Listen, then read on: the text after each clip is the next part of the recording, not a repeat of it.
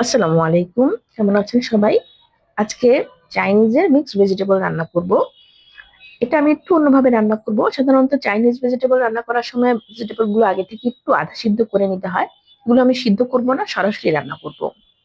আমার ভেজিটেবল তো দেখে নিয়েছেন আমি কিভাবে কেটে নিয়েছি। এখন একটা প্যানে বাটার দিয়ে দিলাম, রসুন কুচি আদা কুচি দিয়ে হালকা লবণ দিয়ে আমি প্রথমে গাজর আর পেঁপে কাটাটা দিয়ে হালকা করে ভেজে নিচ্ছি। একটু লবণ দিয়ে নিলাম।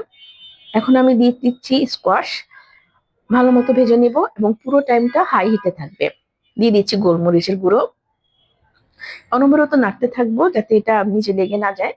আমার এই নাড়ার মধ্যে কিন্তু অর্ধেক শুদ্ধ হয়ে গেছে এবং আমি টমেটো পেস্ট দিয়েছি এবং দুটো টমেটো কেটে দিয়েছি। বারবিকিউ সস টমেটো সস দিয়ে আবারও নাড়াচাড়া করে নিচ্ছি। আমি এটা একটু অন্যভাবে রান্না করব। দিয়েছি কাঁচামরিচ। আমার ভেজিটেবল কিন্তু অলমোস্ট সিদ্ধ হয়ে গেছে। এখন আমি এটাতে দিয়ে দিলাম পেঁয়াজ কুচি, বড় বড় করে পেঁয়াজ কুচি কাটা এবং বরবটি দিয়ে দিয়েছি।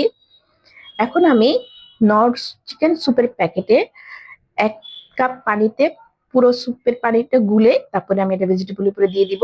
আমি আমি কর্নফ্লাওয়ারের বদলে স্যুপের প্যাকেটটা গুলে দিয়েছি। এটা খেতে কিন্তু খুব মজা লাগে, আপনারা ট্রাই করে দেখবেন।